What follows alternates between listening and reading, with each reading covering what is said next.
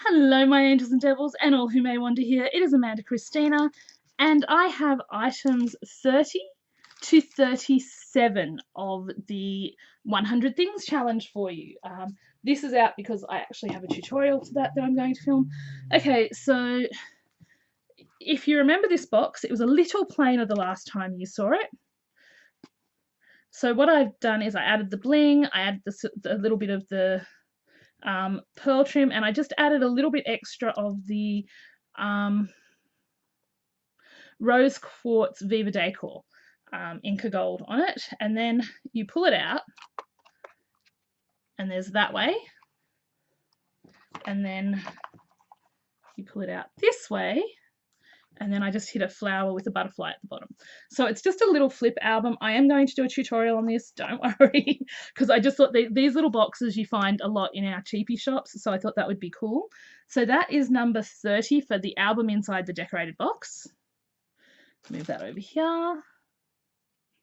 Now we have the Meadowlark flipbook. I have killed my Meadowlark paper pad officially. Now this has nothing in it, and I did miss putting a little glossy accents down the bottom here. I glossy accented and put a little wink of Stella in clear on it, and you can see how much it shimmer and sparkles. Then you open it up, and there's some really strong magnets in this one. I could have used slightly less strong ones, but you just don't know until you fill it. Then you've got this. Then you've got a little tuck spot and the flip up spot. I don't know what's going in this yet. I literally just used up what I had.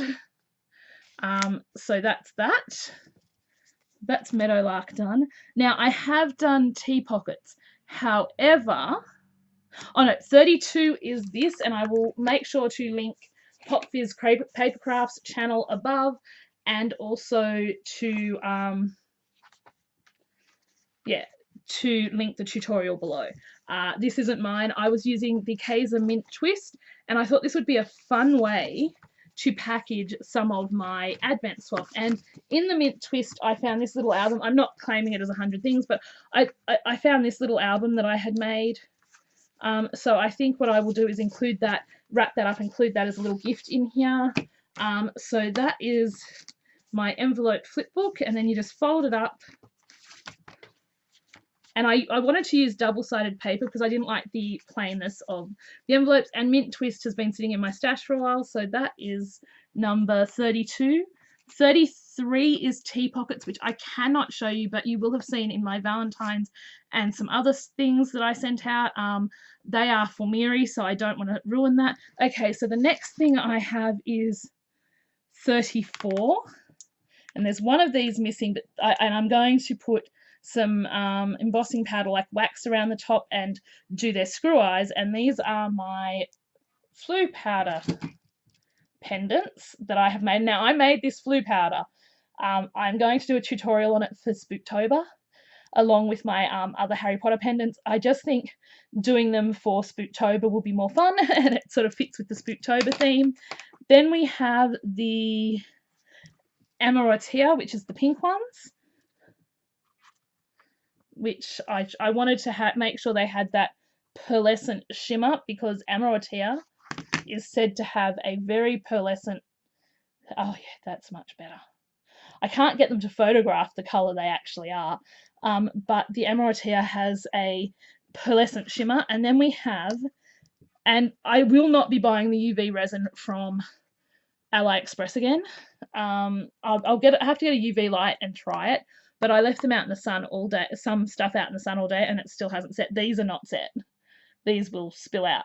But that's okay. I think for a potion it doesn't matter, but there is gold leaf and some other stuff in there to make them look magical. I could have put them in the same bottle that they use in the movie, but honestly, I like that poetic license to do it my way, and I just thought the little star bottles were really a cute idea for Felix Felicius.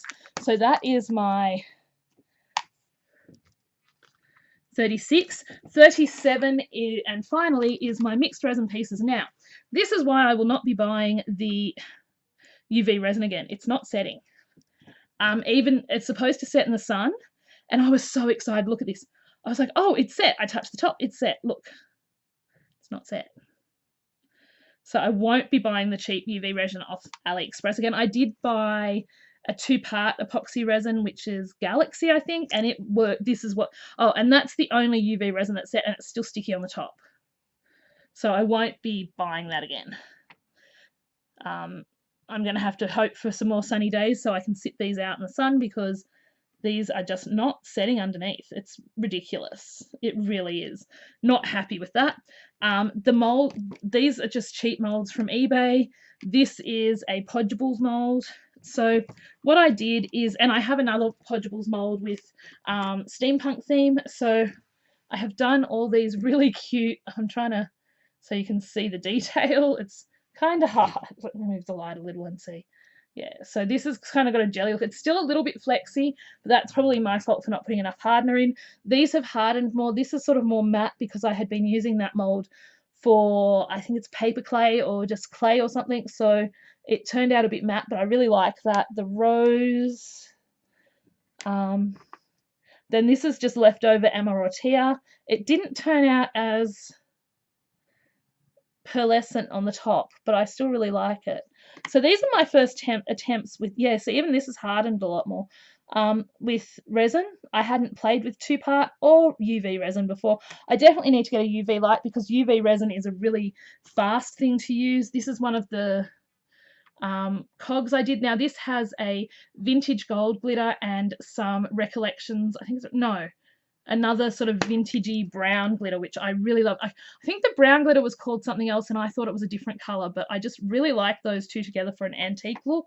I really love this one. Like, I used a little bit of the pink and the purple together. Then there's a purple cog. My sister already has her eye on the purple things. There's this little pink corner flower. Some more of these little cogs. I really love how these turned out. Like, I really enjoyed this. These were, again, left over from Amarottia, and I really love that mold because they've come out so beautifully.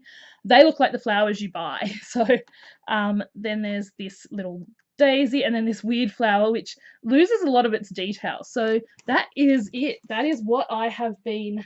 Oh, that's the other Podgeables mold I was using. So this is... this is this week in 100 things, I guess.